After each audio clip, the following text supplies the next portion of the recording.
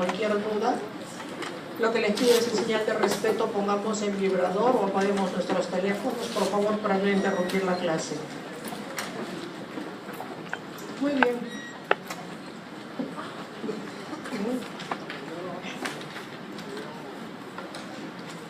Cuando hablamos del riñón, lo más importante, aparte de conocer la anatomía, es conocer qué funciones pueden tener dentro de nuestra economía.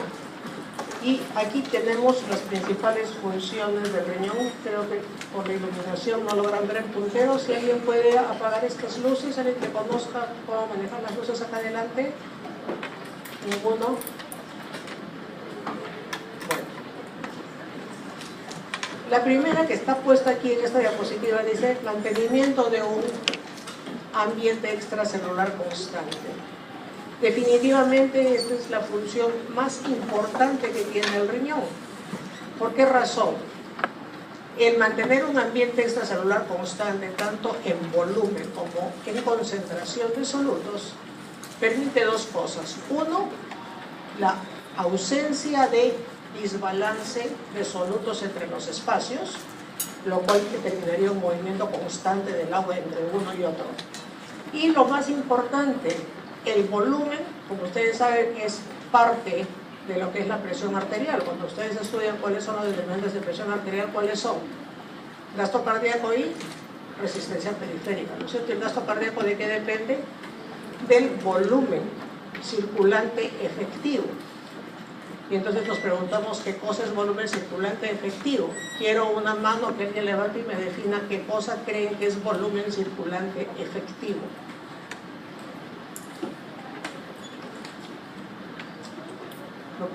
Lo que ustedes hayan aprendido en cardiología ya han hecho.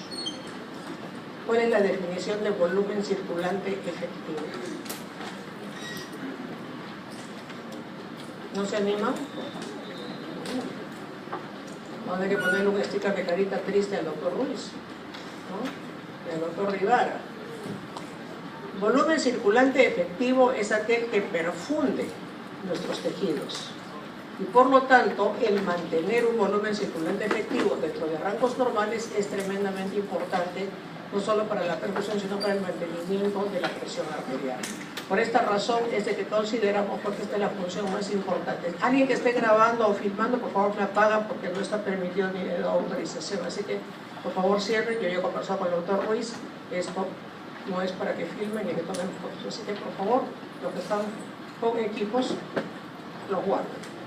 Le inviten a escuchar, se le va a dar la copia de la información.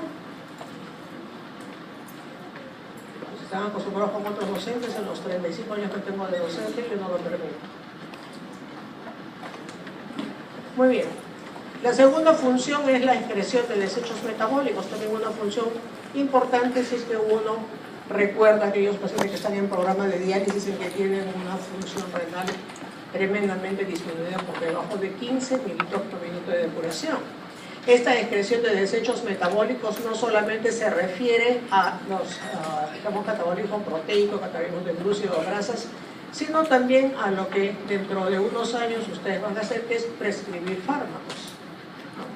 Los fármacos tienen metabolitos activos e inactivos y el único que puede eliminarlos es el riñón, ya que el hígado, como ustedes recuerdan de sus clases de farmacología y de farmacodinamia, es muy poco lo que participa, no participa de forma importante, ya que la mayoría de fármacos que utilizamos en la práctica médica son de excreción renal.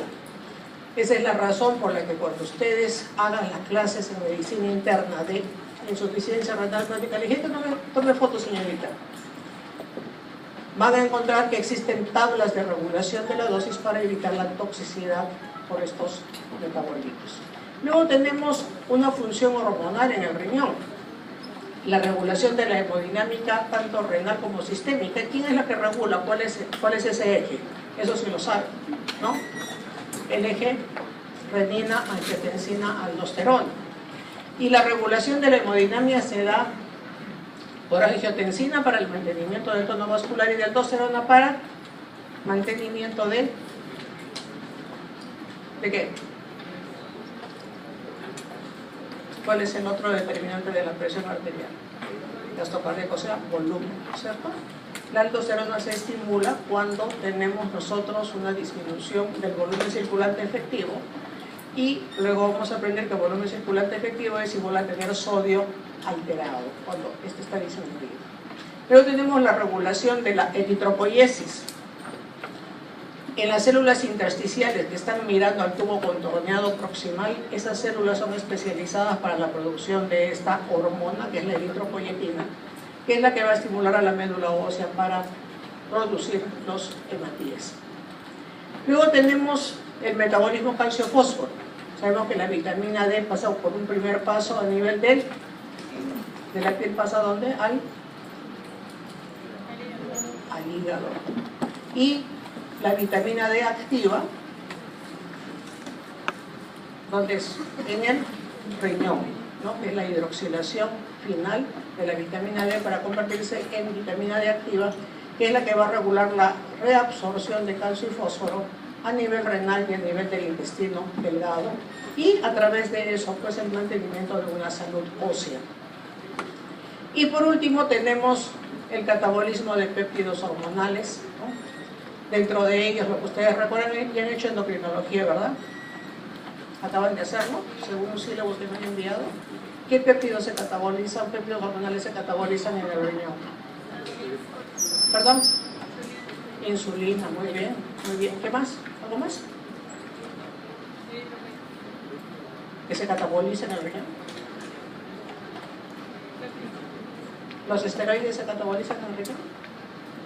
Cuando ustedes quieren medir el estado hormonal, cómo están las adrenales, ¿qué cosas miden en orina? 17 ceto y 17 hidroxiesteroides. ¿De dónde vienen estos? Chicos, ¿han almorzado? ¿Están en hipoglicemia? Pues no me contestan, salvo acá la señorita, que es la única que me contesta, y acá el joven, pero después solamente les digo que cada año salen más de 2.500 médicos, porque ahora hasta alas peruanas en el Facultad de Medicina. No me llamaría la atención que por ahí salga la Jorge Basadre o le están haciendo medicina, y la competencia por ustedes no sea peor. Ustedes no aprenden a ser competitivos y a demostrar que yo sí sé, yo voy a contestar, no importa si me equivoco. Desde ahora no les va a ir muy bien. El estudiante de medicina tiene que ser competitivo desde que empieza sus estudios. Levantar la mano, preguntar, cuestionar, no me parece, yo no creo, yo he leído otra cosa. Eso es importante en el estudiante de medicina. Entonces, cuando yo les hago una pregunta, levanten sus manitos. Si se equivocan, están con todo el derecho a equivocarse. Lo que no voy a permitir es que cuando yo los vea con el título en la mano se equivoquen, porque eso sí es fatal, ¿no? Pero ahora tienen todo el derecho a equivocarse. Además que yo no los califico. Y además con tanto alumnado va a ser bien difícil que me acuerde sus caritas. Tengo a 3 exalumnos de acá trabajando conmigo, y lo primero que me dijeron cuando los entrevisté en traje conmigo, usted me enseñó fisiología. No me acuerdo, son tantos, ¿no? Entonces, traten de ser competitivos, levantar su mano por lo menos para que me acuerde de sus caritas cuando los vea con el título en la mano. Síntesis de glucosa. ¿Qué cosa hace el riñón con la glucosa? Gluconeogénesis, ¿no es cierto? Gluconeogénesis. Y es importante en el transporte de glucosa, y es importante también en el mantenimiento de los niveles de glicemia cerebral. Cuando el paciente hace hipoglicemia marcada, ¿quién entra a tallar? Entra el riñón a producir glucosa, ¿no? Y eso es importante.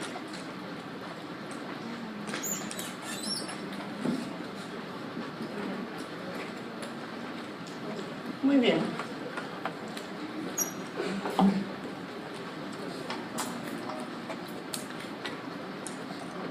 Este ratón está más perdido. Ya.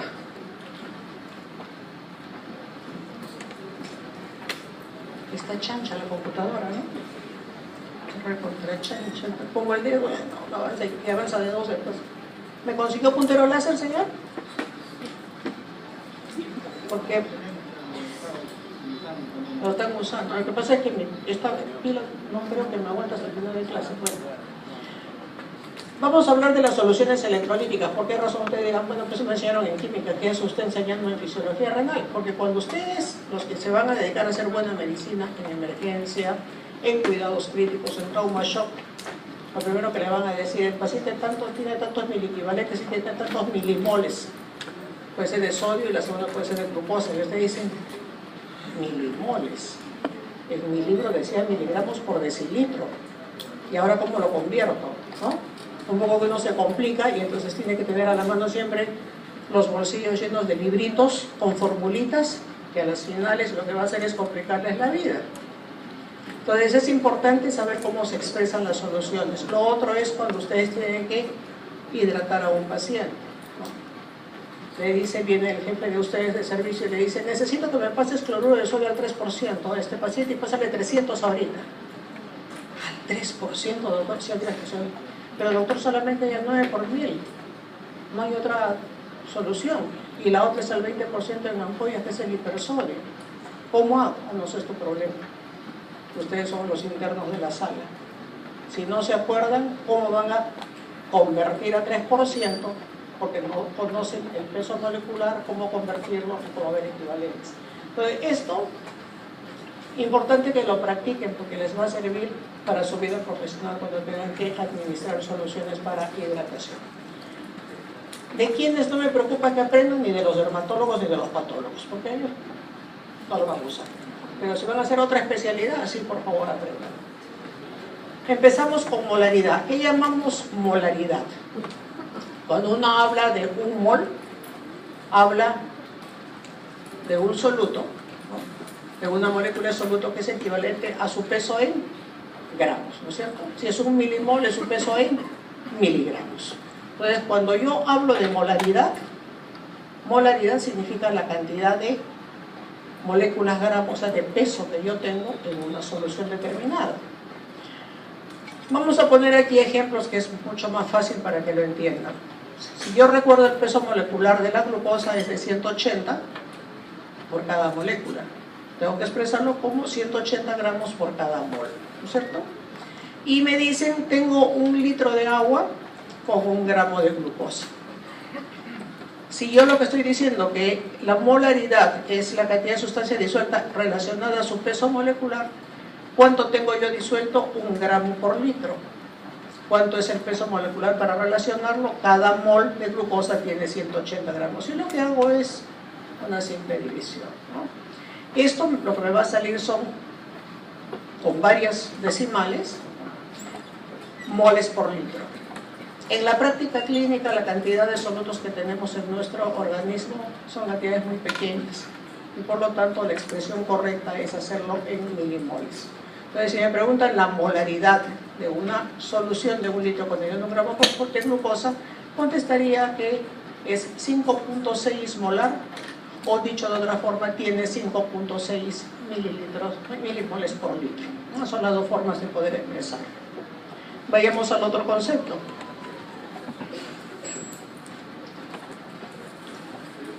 ¿Cuál es la fórmula más simple? Cuando no me acuerdo, utilizo la fórmula, me la memorizo, para yo convertir a milimoles, miligramos por decilitro. Vamos a suponer, me dicen, mi paciente tiene 180 miligramos de glucosa por decilitro. Y ustedes van a ver el resultado de otro paciente que viene de otro laboratorio, o sea, de seguridad social, y ahí se los van a expresar en milimoles. Van a decir, ahí, ¿cómo hago? ¿No? Ahí es donde van a tener esto, porque lamentablemente tenemos todavía falta de uniformización de unidades en los laboratorios. Hay laboratorios que siguen usando miligramos de decilitro y hay laboratorios que usan milimoles y micromoles por litro. Entonces es diferente. Entonces, cuando yo quiero convertir miligramos por decilitro a milimoles, hago lo que hemos hecho hace un momento, multiplico miligramos por decilitro por 10 sobre el peso molecular. Y entonces, a ver, avanza. Este es un ejercicio para ustedes. Yo tengo una paciente que llega a la emergencia del hospital, ustedes son los internos de guardia, no sientas importante, están de internos de guardia, todos los que están acá. La paciente está confusa, está sudorosa y está pálida. Y tiene una presión arterial, miren, en 100/60, tiene un pulso en 102 por minuto y una respiración, una frecuencia respiratoria en 24 por minuto, con reflejos osteotendinosos disminuidos y no tiene signos de focalización, o sea, no tiene parecias ni plequias. Dentro de los exámenes auxiliares que usted indica, se reporta un valor de glucosa plasmática de 28 milimoles por litro. Pero usted lo que quiere saber es, no me acuerdo en milimoles cuánto es lo normal, mejor lo convierto a miligramos por decilitro, que eso sí sé que no debe pasar de 115 o de 110 de acuerdo al laboratorio. Entonces lo tengo que convertir. Es lo que hace. Rapidito, los que han entendido hasta acá la explicación, denme el valor.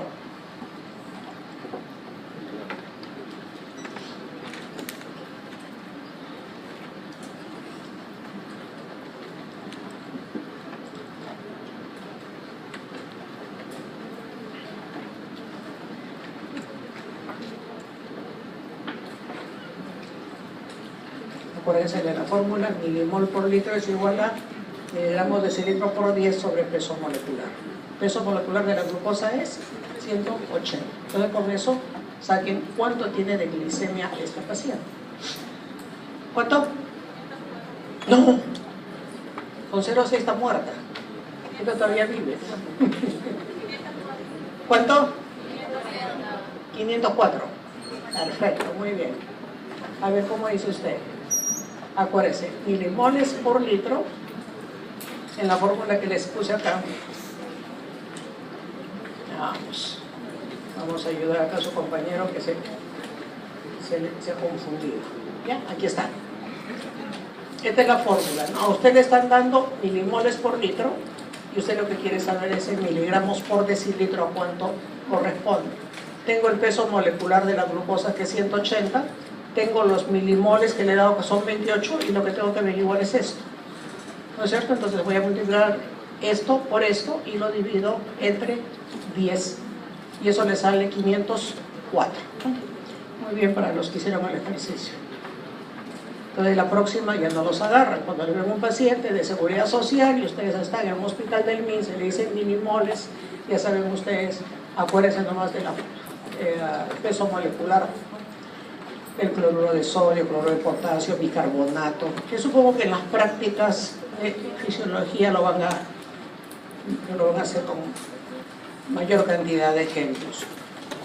El otro concepto es cuando hablamos de equivalentes, ¿no? Pues llaman y nos dicen, su paciente tiene sodio en 136 miliequivalentes. Dicen, miliequivalentes no es lo mismo que miligramos, será lo mismo, veamos. Cuando hablamos de equivalencia nos referimos al poder de combinación desde el punto de vista eléctrico, aniones, cationes, y esto se refiere a la capacidad de un ion. ¿Qué cosa va a hacer este ion? Va a reemplazar o se va a combinar con el hidrógeno. Lo va a reemplazar si es un anión o es un catión. Si es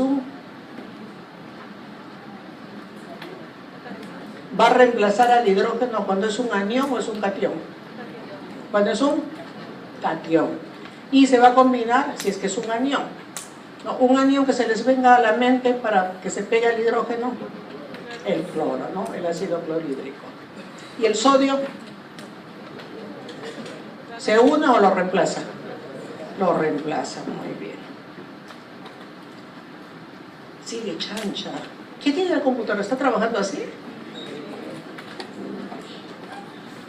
Oiga, chicos, reclamen, ustedes pagan. En San Marcos no pagan y las computadoras están mejor. Reclamen. Si no, díganle que no van a pagar la pensión, a ver qué pasa. ¿Ya han amenazado todavía? ¿Sí? Y nada, no les hace caso. Entonces, vamos a ver, en equivalencia, 1 gramo de hidrógeno es 1 mol de hidrógeno, ¿no es cierto? Porque mol hemos dicho que es el peso en gramos. Entonces, el peso molecular del hidrógeno, ¿cuánto es? 1. Eso significa que 1 mol de hidrógeno es igual a 1 gramo, ¿no? Entonces, 1 gramo de hidrógeno, por ejemplo, de hidrógeno, siendo igual a 1 mol de hidrógeno, eso significa que una molécula de cualquier anión univalente, al igual que el hidrógeno, se va a combinar a él y es igual a equivalente. O sea, equivalente es aquel que se une o es aquel que reemplaza al hidrógeno. Eso significa que si yo tengo fósforo, el fósforo es un equivalente. ¿Qué valencia tiene el fósforo? O sea, ¿es un equivalente? No es un equivalente, ¿no es cierto? Equivalente es que tenga una sola carga, ¿no es cierto? O sea, equivalente puede ser el cloro, equivalente puede ser el sodio. ¿El oxígeno será un equivalente? Tampoco, ¿no es cierto? El calcio, tampoco. Entonces, equivalente es aquel que es capaz de combinarse o reemplazar a un hidrogenio, ¿no? Y lo que acaban de decir hace un momento, el cloro es tal vez el más popular, que se une pues con la molécula de hidrógeno, mol a mol, ¿no? Esto es un anión y se une con el hidrógeno formando ácido clorhídrico. Igualmente el catión univalente también es un equivalente. ¿Por qué? Porque al ser univalente, al igual que el hidrógeno, reemplaza al hidrógeno, lo desplaza. Tenemos el ejemplo más popular que es el sodio, ¿no? El sodio se une al cloro y forma el cloruro de sodio.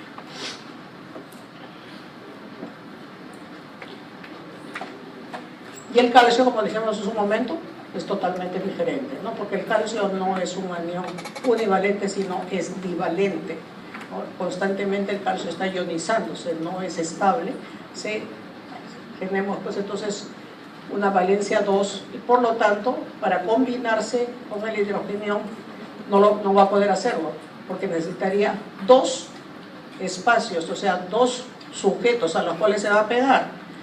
Y eso puede ser con el cloro. Necesitaría dos cloros para formar un mol de cloruro de calcio. ¿Por qué no lo ponemos al hidrógeno? Porque el cloro y el calcio y el hidrógeno no se combinan, como ustedes saben. Y eso lo realizaron en química. A ver un ejemplo. Con el cloruro de sodio, que lo van a ver desde que hacen introducción a la clínica hasta el final de sus vidas y cuelen el cartón, ¿no? La solución más popular es el cristaloide que usamos diariamente, ¿no? Y que ha salvado pues muchas vidas desde la época de las guerras mundiales en donde se utilizó el cloruro de sodio en nuestro país, en la epidemia del cólera que fue tan catastrófica para nosotros, en donde teníamos el hospital pues con pacientes que estaban hidratándose hasta en el piso del hospital ahí en Cayetano Heredia. Ejemplo de esta solución para ver cómo manejamos equivalentes. Tengo una solución de 1 litro y tiene 9 gramos de cloruro de sodio. ¿Cuánto pesa el cloruro de sodio? 58 gramos pesa 1 mol de cloruro de sodio, ¿no? Es la suma del peso molecular del cloro y del sodio. ¿El sodio pesa cuánto? 23. Y la diferencia es del cloro. Entonces, ¿cuál es la molaridad? Ya sabemos cómo obtener molaridad. Son la concentración que tenemos en la solución, 9 gramos por litro, entre el peso molecular. Esto me sale con decimales y lo que hago es convertirlo a milimoles. Eso significa que tengo 154 milimoles, ¿pero de qué?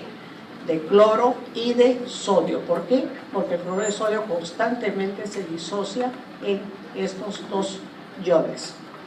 Y por lo tanto, como estos son univalentes, ¿no? Yo puedo decir de que esta solución tiene 154 milimoles por litro o 154 miliequivalentes, ¿no?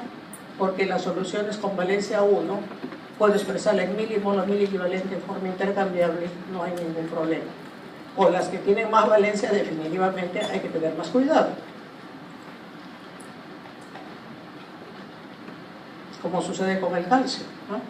Si me dicen que yo tengo una solución con 0.1 gramo de calcio, el calcio pesa 40.1, valencia 2, entonces la molaridad ¿cuál será?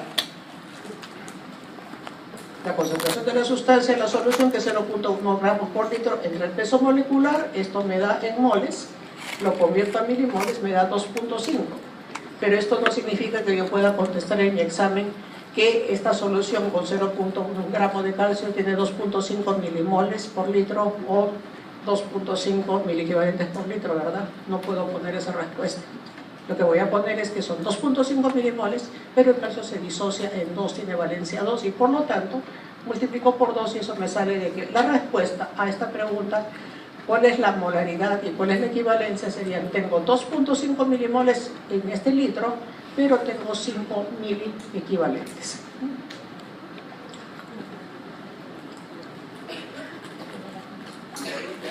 Y para convertirlo, para los que se quieren memorizar fórmulas, para encontrar 1000 equivalentes, lo que hago es milimol por litro por valencia.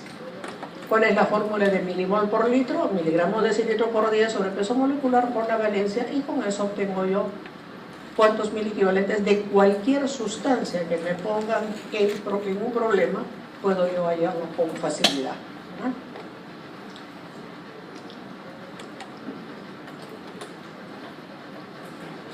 Veamos con el agua. Y vamos a hablar de agua. Así como cubre 3/4 partes de la superficie terrestre, aunque ahora creo que cubre un poco más por los deshielos que hay, ¿no? Debe estar aumentando el volumen de agua, ha aumentado el nivel a nivel del Polo Norte, o sea que dentro de poco vamos a estar cubiertos de agua hasta las orejas, ¿no? Yo ya no lo voy a vivir, pero los nietos de ustedes probablemente sí. Van a tener que movilizarse en lanchitas o canoas. Me imagino así el mundo de los nietos de ustedes, la cantidad de deshielo que hay, porque seguimos pues tercamente contaminando el ambiente, ¿no? Seguimos con el problema del calentamiento de la Tierra y seguimos destrozando la capa de ozono, no somos destructivos. Pero no solamente es la Tierra la que tiene pues una predilección por tener mayor cantidad de agua, sino que todos los seres vivos somos agua, ¿no? Definitivamente cuando nacemos somos más del 70% de agua, somos unos bebés de agua. Y cuando pasamos el año de edad recién empezamos a tener 60% de nuestro peso corporal en agua, pero antes del año nuestro contenido de agua es mucho mayor. Y el agua, como ustedes saben, es imprescindible para la vida de todo ser vivo en la Tierra. Como ustedes recuerdan, el agua tiene una actividad eléctrica importante porque es un dipolo.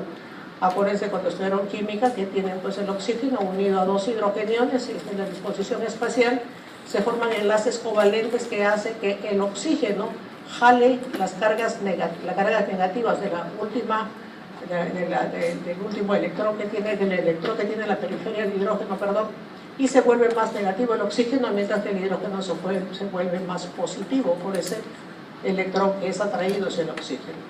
O sea, que el agua es un dipolo, por eso es que es tan activa esta molécula. Y cuando hablamos de agua corporal total, decíamos que cuando pasamos el año de vida, el 60% de nuestro cuerpo es agua, ¿no? Y eso equivale, estandarizado a la clásico sujeto de 70 kilos, a 42 litros.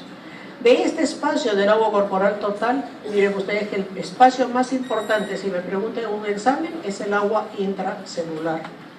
Equivale a los 2/3 del agua corporal total, y 1/3 corresponde al extracelular. Cuando nosotros vemos cuál es la separación entre estos, encontramos que entre el intra y el extracelular, obviamente está la membrana celular. Esa separación nos permite entender qué puede pasar en estos espacios. Si yo recuerdo a la membrana celular, esa capa bilipídica que he aprendido cuando he empezado probablemente con el primer capítulo de fisiología, ¿qué les dijeron respecto a la permeabilidad?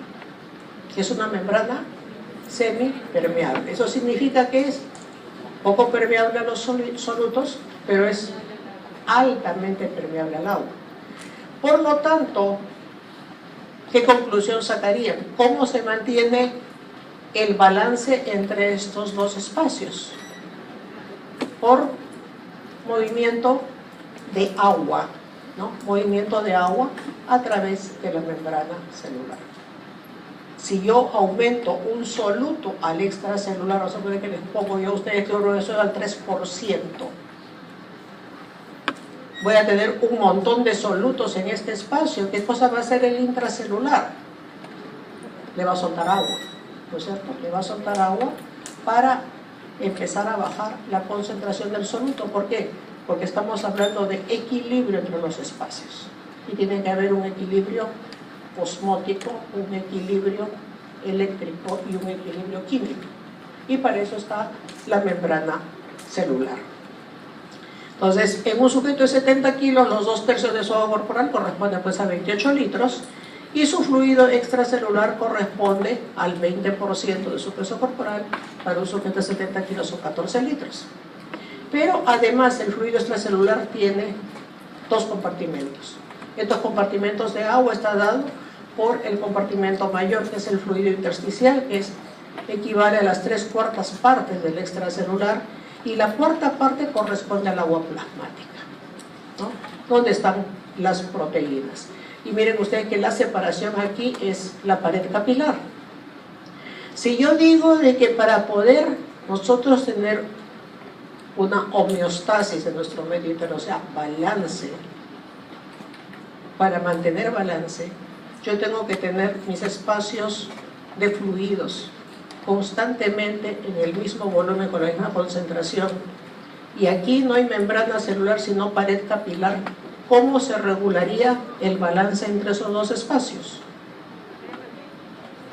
Porque la pared capilar es como la casa de Pedro, entra y sale todo el mundo, ¿no? Entran las proteínas, el sodio, el cloro, el agua, todos entran y salen, pasean como si nada. ¿Qué cosa regula el equilibrio de estos dos espacios?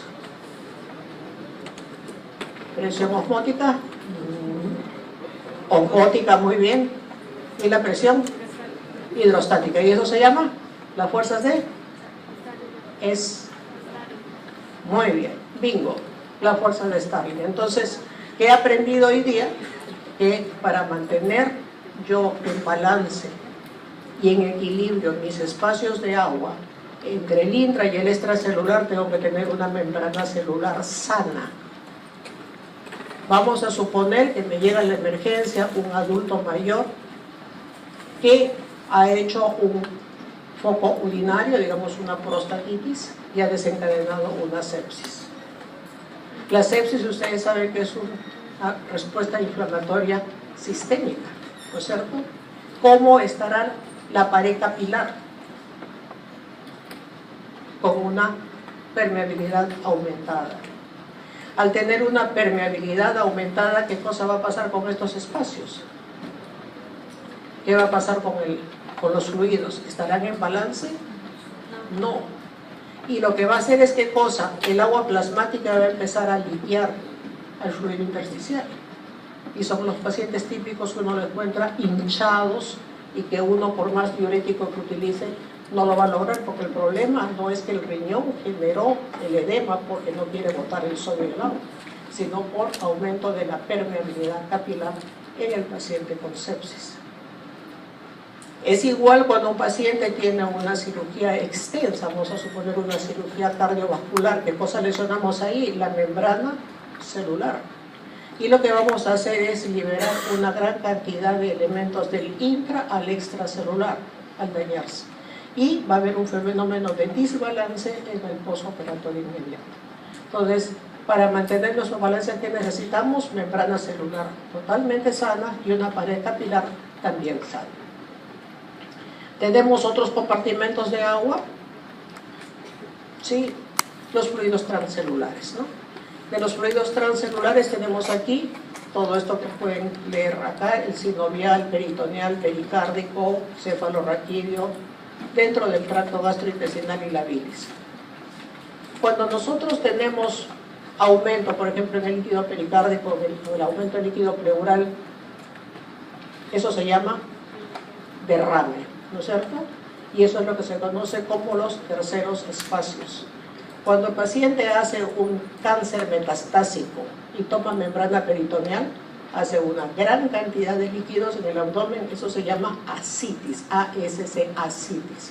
Y la ascitis es una evidencia pues, de una reacción inflamatoria severa con gran escape de fluido a esa cavidad. Eso se llama tercer espacio. Ahora, necesariamente tercer espacio, porque aquí hay un error a veces cuando el médico es joven y piensa que tercer espacio solamente son cavidades cerradas. Si yo tengo un paciente con quemaduras de tercer grado, el gran escape de fluido hacia el subcutáneo, el gran edema que tiene el paciente, ese es un tercer espacio. O sea, en los grandes quemados también se forma tercer espacio, liquea el agua plasmática y estos pacientes entran en shock severo. Muy bien. Cualquier duda, por favor, levanten la mano. Estoy acostumbrada a interrumpir la clase para alguien que no ha entendido o que quiera que se les aclare algún concepto.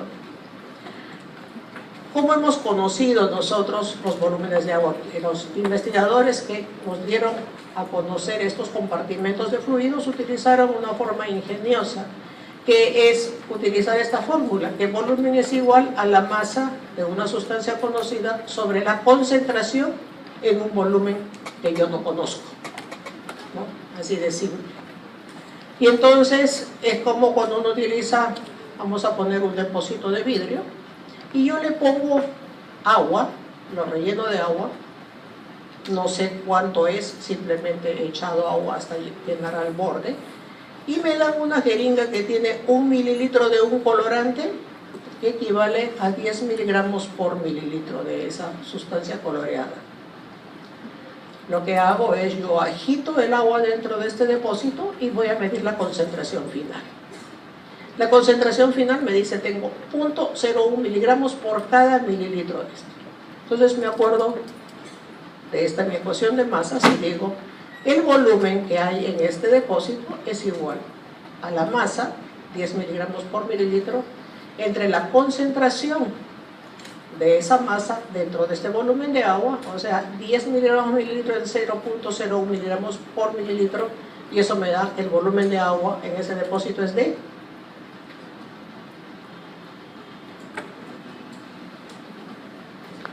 salto, grite, 1000, o sea, equivale a 1 mililitro. Y es así como se ha hecho la medición de los espacios.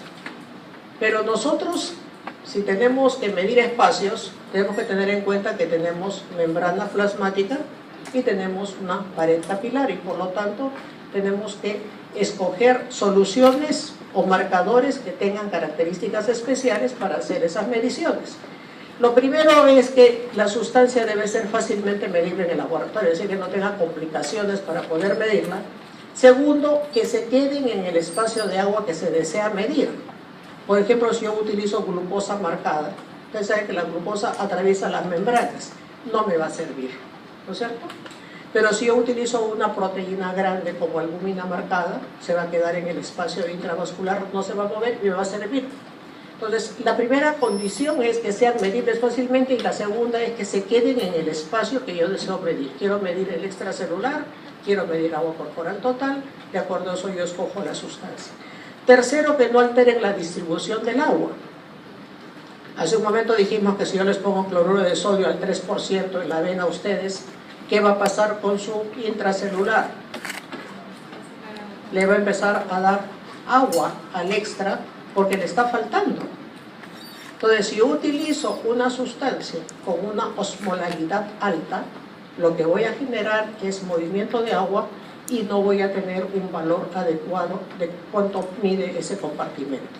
Y por último, de acuerdo a las leyes de investigación en todo ser vivo, uno tiene que buscar la ausencia de toxicidad por mínima que sea. Pues con eso tenemos los clásicos que ustedes lo pueden encontrar en cualquier libro. ¿Cuáles son los marcadores, no? Los que están en la primera fila son los más populares, los que más se usan cuando uno hace investigación, pero también tenemos otros en segunda línea. Para el agua corporal total, los isótopos de agua son los que más se han usado, tanto el tritio como el óxido de deuterio. Para lo que es el líquido extracelular, el extracelular en total, estamos hablando de inulina, rafinosa y mannitol como los más usados, y tenemos segunda, tercera y cuarta fila para poder escoger otros, recordando que estos son los que más se usan en investigación. Si lo que quiero medir es el agua plasmática, ¿no? Aquí el más popular y que no se ha modificado en un montón de años es el azul de Evans. Sin embargo, el azul de Evans es tedioso para poder hacer la medición, y lo que se utiliza es proteínas grandes, moléculas grandes marcadas radioactivamente, ¿no? Y una de las más populares es la albúmina humana marcada en forma radioactiva, se marca con cromo, o fibrinógeno o gamma globulinas marcadas, ¿no? Eso es lo que se utiliza, digamos, como indicadores. Entonces tengo yo para medir agua corporal total, líquido extracelular y líquido plasmático, ¿no? ¿Cómo mido el agua intersticial? ¿Qué tengo que hacer para saber cuál es el volumen del espacio de agua intersticial? ¿Quién me dice? A ver, una manito. Dos manos. Ahí está, a ver. El joven de polo rojo. Sí, usted después. La señorita de polo negro. A ver quién me da la respuesta. ¿Qué es usted? ¿Qué deberíamos prestar el total de los electricidad? ¿Al agua corporal total? Claro, el total de restos de electricidad. Muy bien, y eso le va a dar el agua intersticial, o sea, tendría que hacer doble medición, ¿no? Y el agua intracelular, la señorita de polo negro que levantó la manito.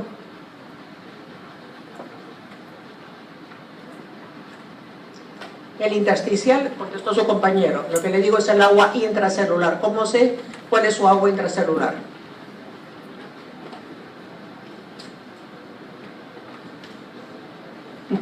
A ver acá.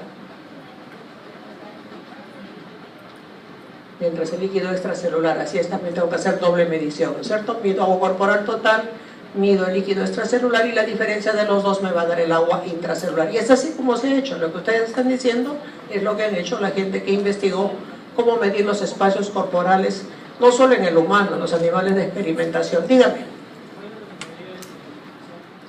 ¿Perdón? El intersticial. A ver, el alumno de polo rojo, repítale en voz alta cómo mide usted el agua intersticial. En voz alta. Tengo que restar el agua corporal total.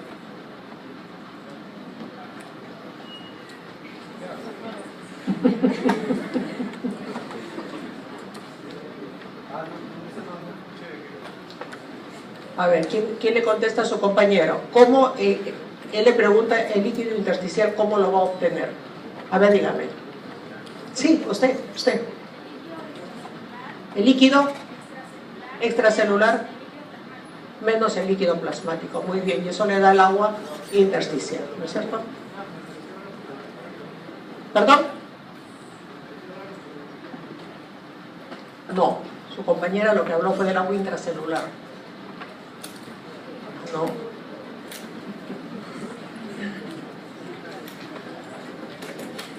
Muy bien, entonces ahí tienen la respuesta de lo que ustedes mismos han hecho el razonamiento, ¿no? Y lo han hecho bien. Por lo menos ya me voy satisfecha que han habido 4 o 5 alumnos que han levantado la mano. Vamos progresando. Para la clase de mañana espero que sean 10 manos, ¿no? Y cuando terminemos se peleen por levantar la mano. ¿Les avisaron que la clase de mañana es a la 1 de la tarde? Ya. Sí, porque yo tengo consultorio hasta las 12 y no llego. No llego. Muy bien, entonces, para que terminen con el concepto, al final lo que les he puesto es el volumen sanguíneo, ¿no? Me dirían, ¿y cómo sé cuál es el volumen sanguíneo? Hay dos formas como ustedes pueden medirlo. O utilizan hematíes marcados con cromo 51, o lo que hacen es, obtienen el volumen de agua plasmática y lo dividen entre 1 menos hematocrito, ¿no? Obviamente el utilizar hematíes marcados con cromo 51 es mucho más exacto. Con esta fórmula de acá abajo hay un error de más o menos 5%.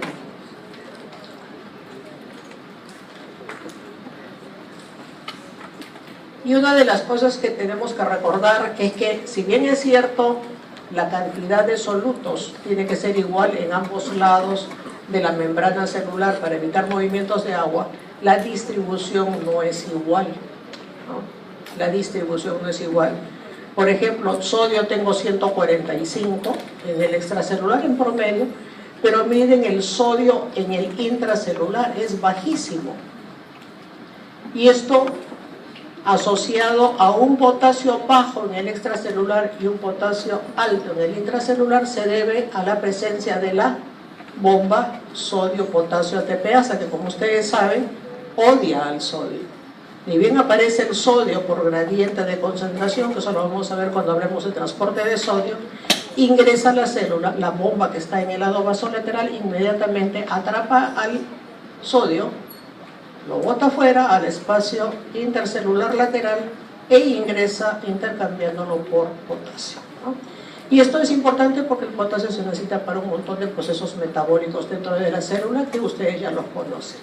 Entonces, ¿existe equilibrio hemodinámico? ¿Existe homeostasis de volumen? Sí. ¿Existe equilibrio osmótico? ¿Existe equilibrio eléctrico? ¿Sí? ¿Qué creen que existe equilibrio eléctrico? Significaría que tengo la misma cantidad de sodio dentro y fuera. Entonces, el concepto que les quiero traer es de que se habla de que nosotros tenemos homeostasis de volumen, un equilibrio hemodinámico, y eso es correcto. Pero lo que no tenemos es equilibrio osmótico ni equilibrio eléctrico. Tenemos desequilibrio osmótico y desequilibrio eléctrico. Vamos a explicarnos.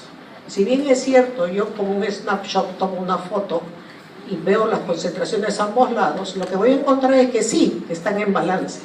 Pero si yo lo que hago es el seguimiento, voy a encontrar que constantemente están entrando y saliendo solutos de diferentes pesos moleculares y de diferente carga. Entonces, en lo que es fisiología, nosotros no tenemos equilibrio porque no es estático, el movimiento es constante. Entonces es importante recordar esto, que cuando se nos habla de equilibrio es en un punto de corte transversal en que observamos cómo está la situación en ese momento. Pero desde el punto de vista fisiológico, el concepto es cambiante. La idea es mantener los volúmenes exactos, que eso sí están en equilibrio constante.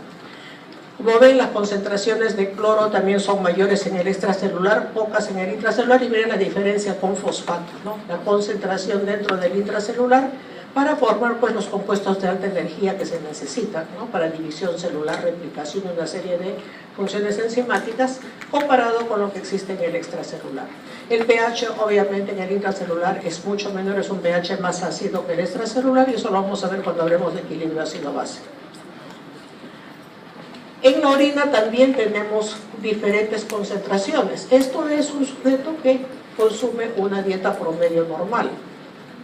Entonces, esto es importante que nosotros lo recordemos, se los voy a pasar en copias si es que no las tienen en algún texto, porque cuando se hace balance de agua y electrolitos en un paciente deshidratado, un paciente en posoperatorio o un paciente de cuidados críticos, siempre es importante saber cuáles son los valores adecuados. Vamos a suponer que es un sujeto con hiponatremia severa, ¿no? Valor de sodio normal es 139 a 145 mil equivalentes litros.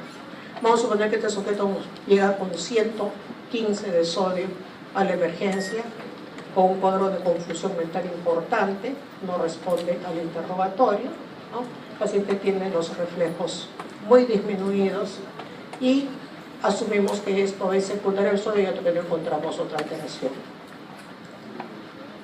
Si yo pregunto a la familia me dice no he tenido diarreas, no ha vomitado, toma diuréticos, no lo sé. Si yo quiero saber si la hiponatremia es asociada a diuréticos, o sea, la pérdida renal, si yo no recuerdo que este es el valor promedio de sodio y de cloro, a la hora que me viene el resultado no voy a saber cómo interpretarlo. Entonces, siempre es importante tener por lo menos una cifra promedio en la cabeza de cuánto eliminamos de sodio, de potasio, ¿no? De cloro, que es, digamos, lo más frecuente para lo que es hidratación. Los otros valores, bueno, no son emergencia y ustedes pueden darse el tiempo de decir, bueno, lo voy a revisar, ahorita busco en mi tablet o en cualquier gadget que tenga yo a la mano y puedo ver los valores. Pero para lo que es sodio, potasio y cloro tengo que actuar así, ¿no es cierto? Porque son pacientes críticos en los cuales tengo que dar indicaciones rápidamente, ¿no? El resto, como les digo, no son cosas urgentes. El pH, dirían usted, ¿el pH es urgente en lo que es orina? No, simplemente me interesa saber si el paciente está en acidemia, que la orina esté ácida. Si está en alcalemia, que la orina esté alcalina. Si yo encuentro un paciente en acidosis metabólica y la orina está alcalina, ese riñón lo está haciendo mal. O sea, el responsable es ese riñón. O me está botando bicarbonato o no, o es incapaz de botarme hidrogeniones, pero el riñón es el responsable. Para eso me sirve el pH. Y por último, la osmolaridad, ¿no? Si yo tengo un paciente con sodio bajo, y volvemos al sodio bajo, y yo le encuentro de que no está deshidratado, sino tiene un sodio bajo, pero con un estatus de volumen bueno. Mucosas están bien, la lengua está húmeda, no tiene signo del pliegue, no está hipotenso, pero tiene el sodio bajo. Entonces es una hiponatremia con volumen de agua normal. ¿Qué le está sobrando? Se ha diluido, le está sobrando agua. ¿Quién es el encargado de manejar el agua en nuestra hipófisis? En la neurohipófisis, endocrinología. La hormona antidiurética, también llamada vasopresina, ¿no es cierto? Que es la encargada de retener agua. Si lo que estoy teniendo entonces es un SIHAT, o sea, un síndrome de secreción inapropiada antidiurética, eso significa sodio bajo, volumen de agua corporal aparentemente normal, pero en realidad está en exceso. ¿Cómo voy a encontrar la osmolaridad urinaria? Yo voy a encontrar la osmolaridad sérica baja porque el sodio está bajo. ¿Y en la orina cómo la voy a encontrar? Aumentada, claro. O sea, el riñón cara dura está diluyendo al paciente, pero no le da la gana de botar agua. ¿Por qué? Porque el antidiurético lo ha agarrado del cuello y le ha dicho, tú sigues reteniendo agua. Y al retener agua, concentra solutos en la orina y la osmolaridad urinaria es alta. Entonces, para eso nos sirve el saber la composición de la orina. Entonces, tengo que aprenderme cuánto boto de sodio, de cloro, cuánto boto de potasio, cómo está mi pH en el caso de que tengo un paciente con un trastorno de equilibrio ácido básico y cómo está mi osmolaridad en el caso de que tenga un hiponatrémico con un volumen de agua corporal total normal. Fuera de eso, como le digo, las otras importantes para información, pero no son emergencia.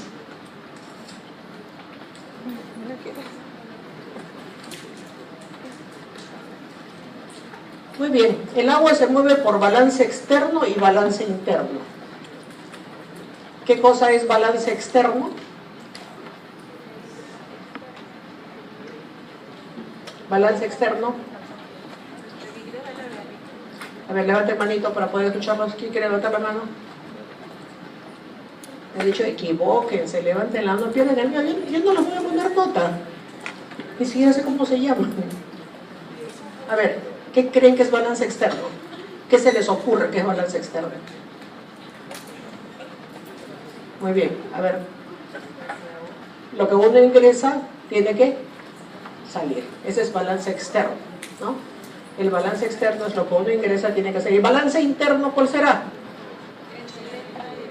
Entre los espacios de agua, ¿no es cierto?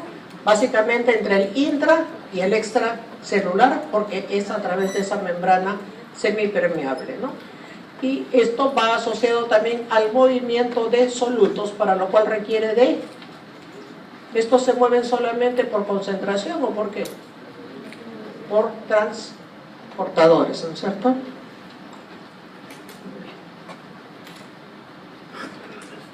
Entonces, esto les pongo para que no se olvide.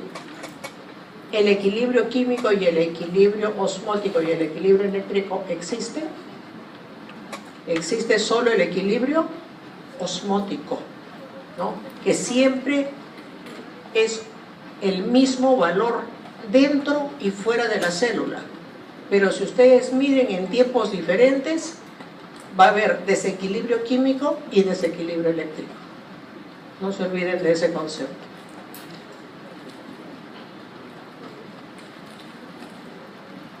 Ya. Y esta es la regulación del balance externo de agua. Lo del balance interno lo hablaremos cuando toquemos el tema de movimiento de agua.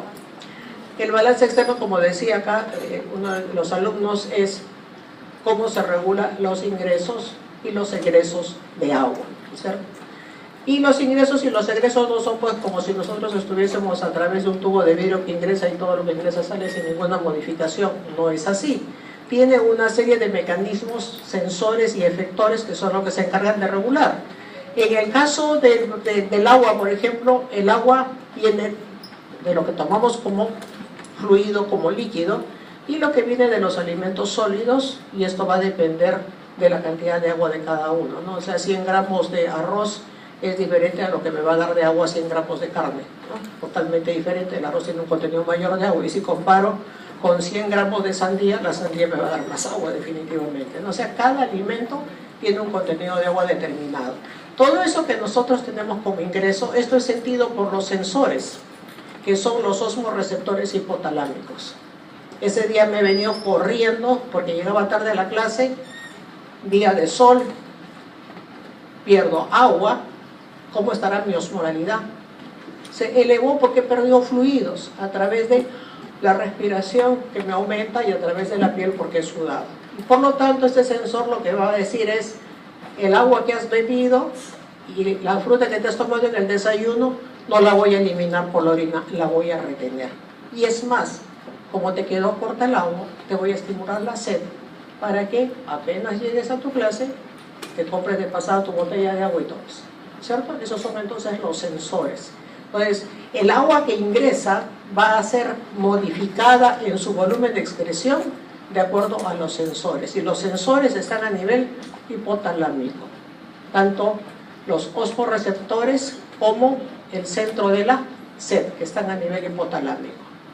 Estos sensores, una vez que determinan cuál es la situación del volumen de agua de ese sujeto y qué es lo que va a retener o no, va a utilizar a los efectores, que son los que van a regular los egresos.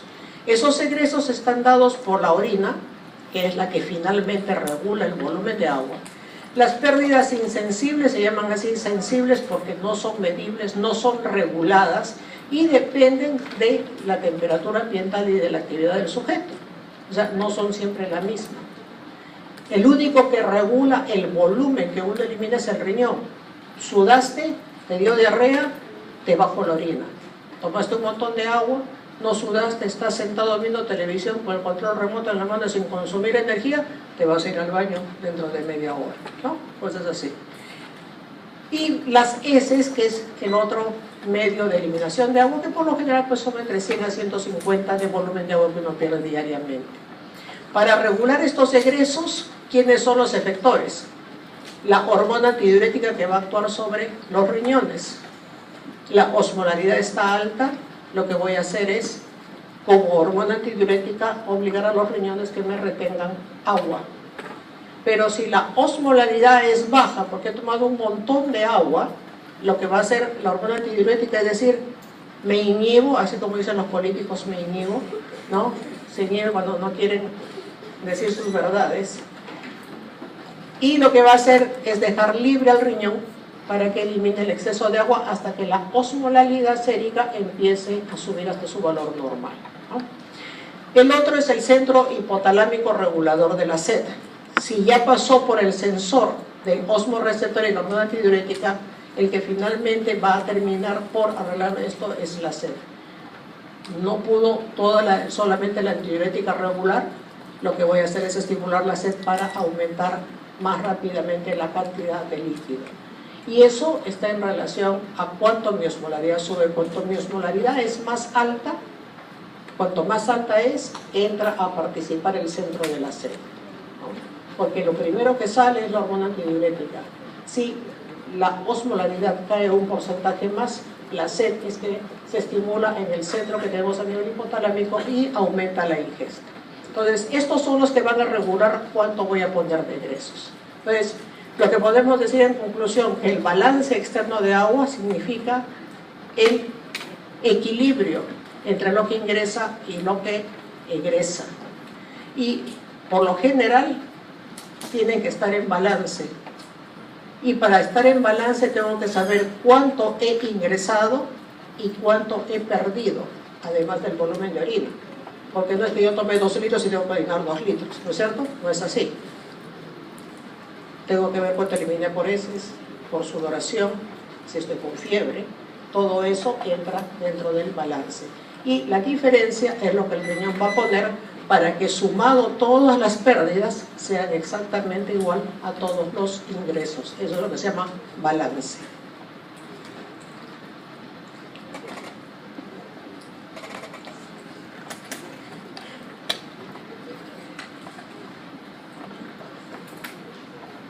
Entonces, para que tengan una idea de cómo son los balances, esto lo encuentran en cualquier texto, simplemente para poder graficarles en promedio lo que tenemos como ingresos, ¿no? Los líquidos que uno ingresa en los alimentos, esto es una dieta promedio de un sujeto adulto de 70 kilos, ¿no? El agua producida metabólicamente, que es el agua endógena, que eso ya lo han revisado probablemente cuando han hablado en endocrinología, porque este es un tema que lo tocan ellos muy bien, son 2.500 de ingreso, ¿cierto? Promedio. Y en egresos, como ven, puede haber perdido por pérdidas insensibles 700, por sudor, por heces que son entre 150 a 200, y la diferencia para completar los 2.500 lo va a hacer el riñón. Como ven, el que finalmente regula cuánto me queda por botar o cuánto me queda por retener para igualar a los ingresos es el riñón. Los demás son pérdidas no reguladas. Entonces, pregunta de este, pérdidas no reguladas, ni se les ocurra marcar riñón, porque ahí pierden puntos. ¿Ah? Todas estas son pérdidas no reguladas, la insensible, el sudor, las heces y todo lo demás.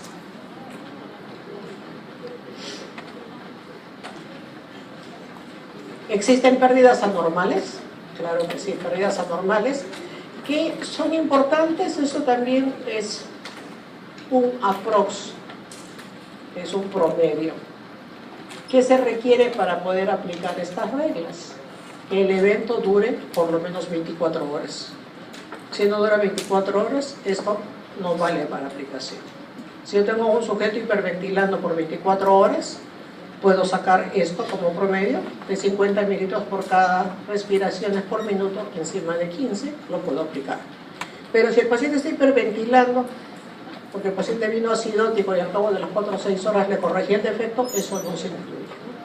Entonces, eso es también para la sudoración y para el paciente febril, ¿no?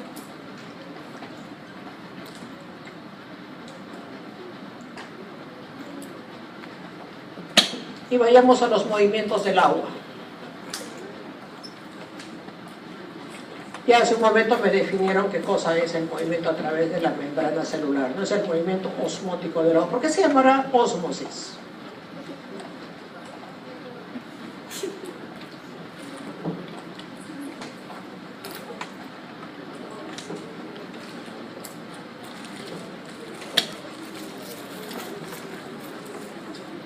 No, ya sé, es el movimiento entre los dos espacios, pero ¿por qué se llama ósmosis? ¿Perdón?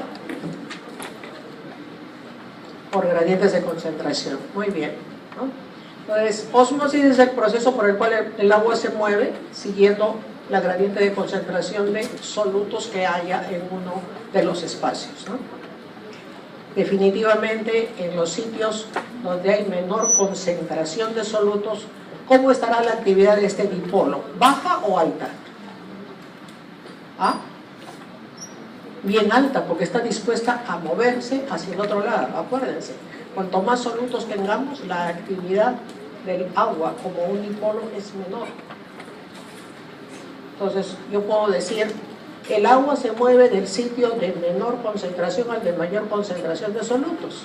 O puedo decir, se mueve del sitio donde se encuentra el agua misma en mayor concentración a donde está en menor concentración. Cualquiera de los dos conceptos es exactamente lo mismo, ¿no? ¿Y presión osmótica qué cosa es? Es la fuerza que tienen pues estos solutos al atravesar y que generan movimiento de agua, ¿no es cierto? Yo tengo un montón de solutos en un espacio y que voy a generar que el agua yo la jale del otro espacio a través de la membrana semipermeable para diluir, y lo que voy a hacer es aumentar el volumen de ese espacio, ¿no es cierto? Donde tengo un montón de solutos. Esa columna que ha elevado, esa diferencia, ¿no? Uno lo mide a través de un peso contrario que impide ese movimiento, y eso es lo que se llama presión osmótica. Entonces, ¿quién genera la presión osmótica? Solo lo generan los solutos, las partículas. Partículas, no he dicho moléculas. ¿Tendría importancia que yo diga partículas o moléculas? ¿Qué le parece a usted? Yo estoy hablando sin ustedes.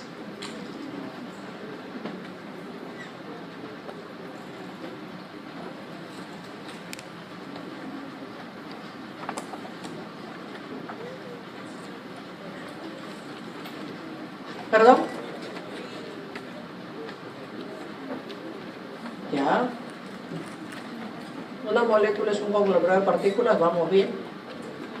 ¿Y para qué pongo entonces la definición número de partículas del soluto? ¿Para qué? Porque existen moléculas que se disocian. Claro, hay moléculas que se disocian en solución. Ejemplos tenemos un montón. Y hay otras que no se disocian. Si yo tengo 4 moles de glucosa en este espacio, no tengo membrana semipermeable, es rígida. 4 moles de glucosa acá y 4 moles de cloruro de sodio acá. ¿Quién tiene más osmolaridad? Acá tengo 4 y acá tengo 4. ¿Quién tiene más osmolaridad?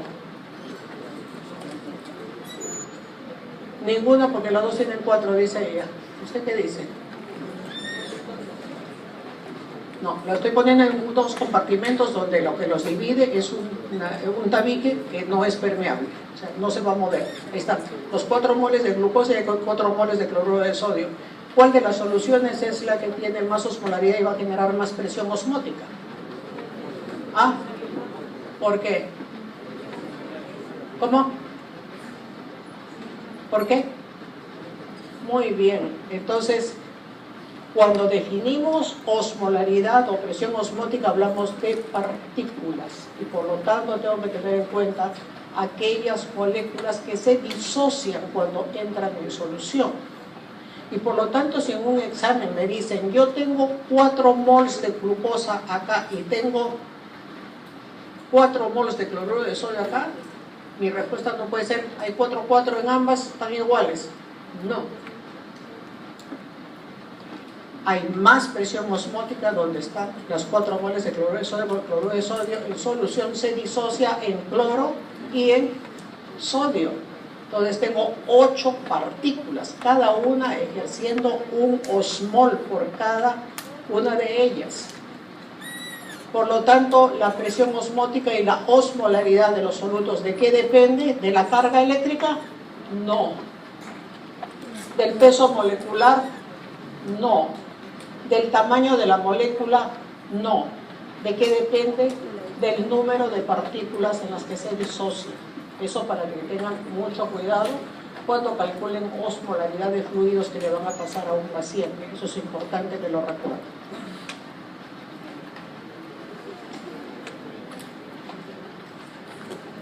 Y esto es lo que les decía, ¿no? ¿Cómo se genera presión osmótica? Tengo un espacio A y B, una membrana semipermeable, ¿no? Y acá tengo yo lo que está en blanco, solutos en concentración mayor que en B. Entonces el agua se va a mover de acá y este desplazamiento de la columna, ¿no? Si yo lo mido en atmósferas, me va a decir cuál es la presión osmótica, o sea, la presión que yo tendría que ejercer para oponerme al movimiento de esas partículas. Eso es presión osmótica.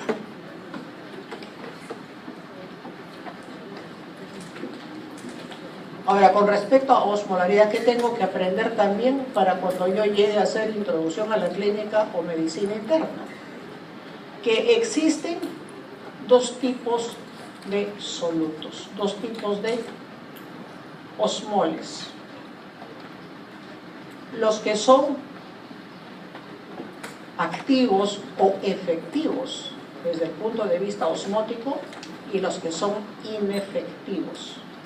Por ejemplo, si yo tengo una membrana semipermeable aquí y yo pongo glucosa, ¿la glucosa va a atravesar la membrana? ¿Sí, no es cierto? Atraviesa la membrana.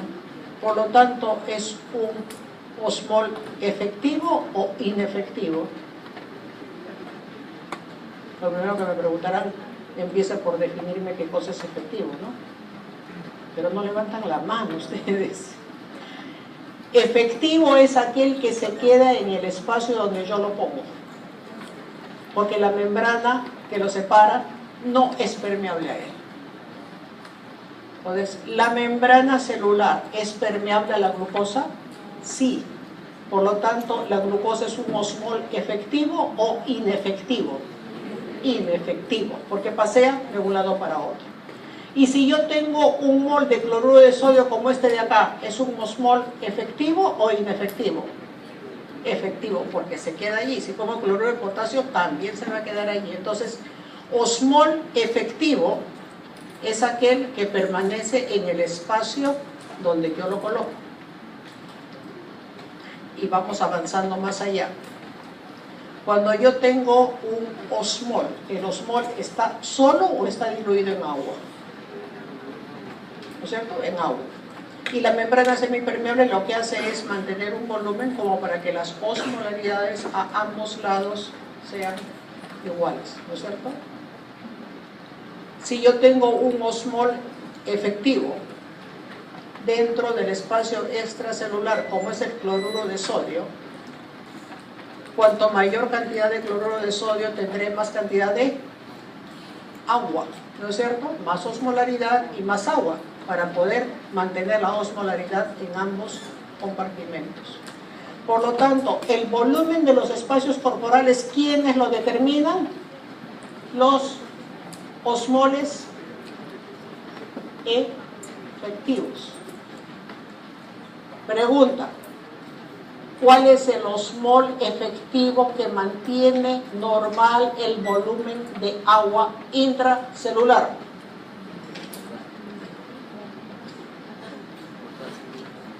Sodio. A ver, ¿quién dijo para jalarle las orejas? Sodio entre las células es 12. Potasio, así es, son 150 miliequivalentes. Entonces, el osmol efectivo que determina el volumen del intracelular, ¿cuál es? Potasio. Y el osmol efectivo que determina el volumen del extracelular es el sodio. Muy bien. Ya. Aquí, ¿quién tiene más osmolaridad?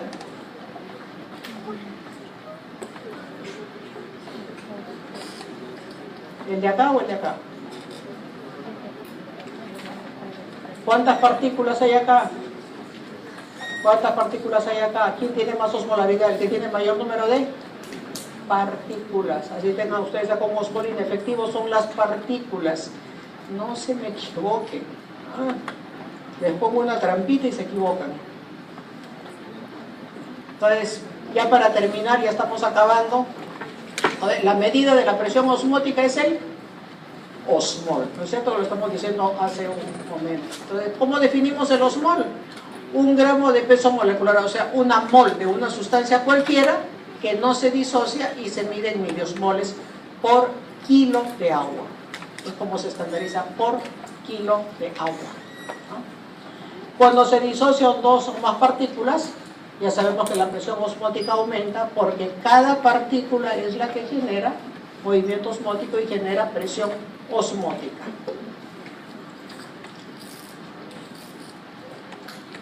¿Cómo obtenemos el miliosmol? Milimol por litro por el número de partículas en las que se disocia ese soluto. ¿Cómo obtenemos milimol por litro? Ya sabemos la fórmula, miligramos por decilitro por 10 sobre peso molecular. Esto lo multiplico por el número de partículas si es que el compuesto es disociable y eso me va a dar cuántos miliosmoles tengo. Si yo tengo cloruro de sodio, multiplico por 2. Si tengo glucosa, es solamente por 1. Si tengo bicarbonato de sodio, para mañana la respuesta. Tarea para mañana. Para que no se vayan a descansar.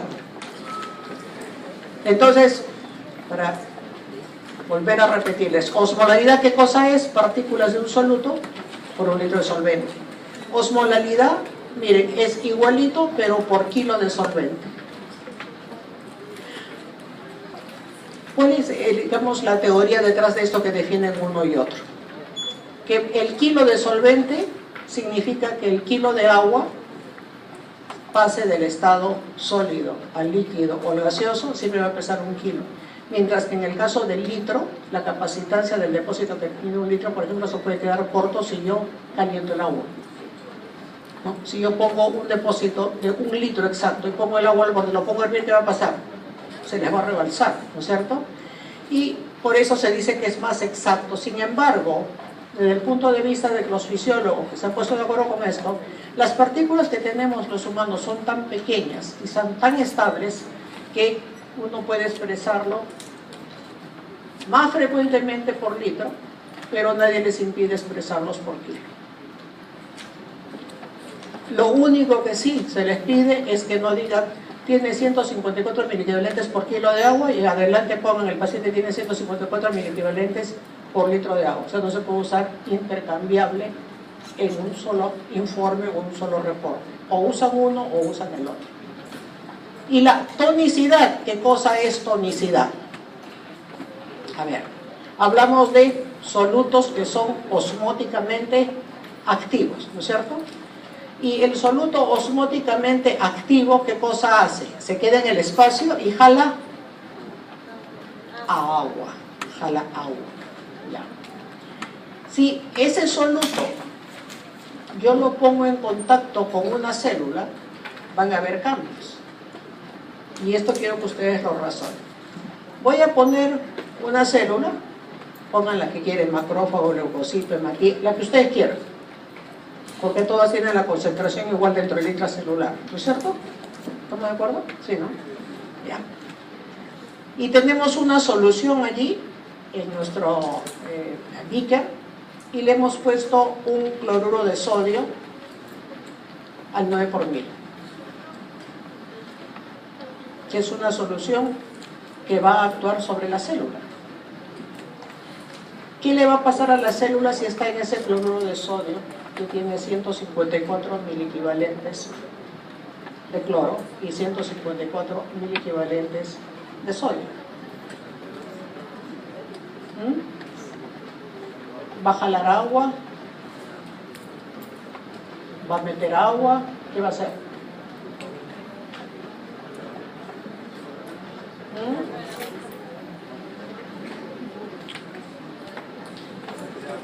¿Cuál es la osmolaridad sérica?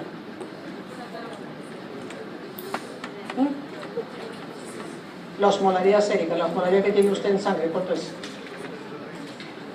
130, ya estaría muerto. Ni siquiera podría hablar. 500 también estaría muerto, convulsionando. ¿Cuánto era el valor de sodio cuando hablamos de hiponatremia? 139 a 145. La osmolaridad es 2 por sodio, por lo tanto, ¿cuánto es la osmolaridad promedio del humano? Entre 290 a 305. Si yo tengo 154 de sodio y 154 de cloro, ¿cuánto de osmolaridad es 308? ¿Va a impactar en el movimiento de agua? No. O sea, la célula ni se va a hinchar ni se va a arrugar, porque es una solución isotónica. Isotónica. Cuando hablamos en relación al tamaño de célula, se habla de tonicidad. ¿Que es isoosmótica como el plasma? Sí, pero además es isotónica. Ahora vamos a poner esa célula, en un ambiente donde yo le he puesto cloruro de sodio hexalino medio normal. O sea, medio normal es 0,45 por mil. Entonces estoy poniendo la mitad de 154. ¿Cuánto es la mitad de 154?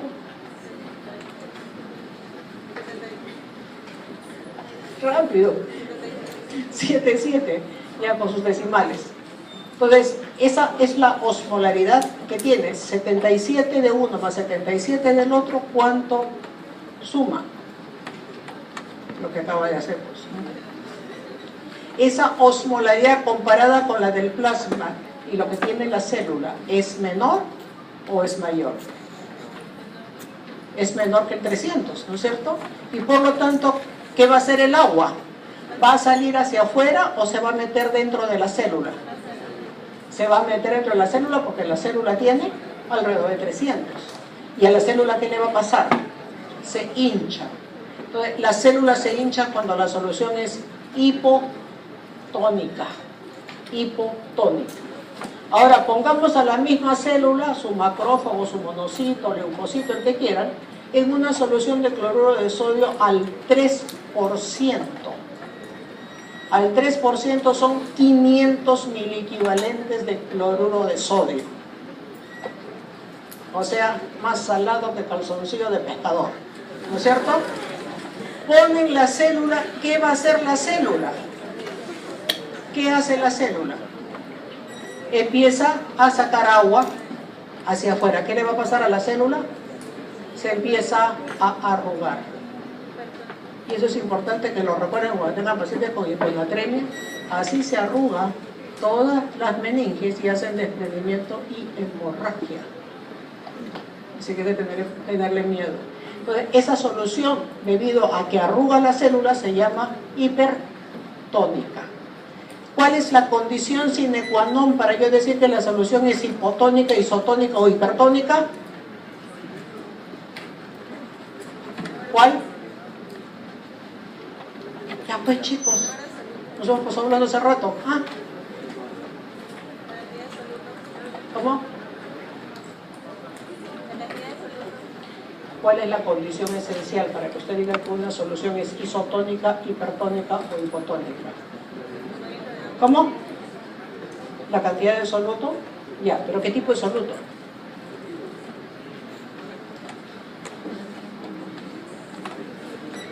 ¿Qué tipo de soluto, pues? La respuesta está en eso. ¿Qué tipo de soluto? Osmóticamente efectivo, chicos, porque si no es osmóticamente efectivo no genera movimiento de agua. Yo les pongo a ustedes una ampolla de dextrosa al 33% ahorita en la vena. ¿Va a generar movimiento de agua? Inicio sí, pero después no, porque va a meterse entre el intra y el extracelular. Entonces, ojo, para que una solución sea hipo, iso, hipertónica, estoy hablando de que esto solo es generado cuando tengo partículas que son osmóticamente efectivas. Y para calificar como iso, hipo o hipertónica, tengo que ver su efecto o su acción o su consecuencia sobre el tamaño de la célula. Célula que se arruga, la solución es. Célula que se hincha, la solución es.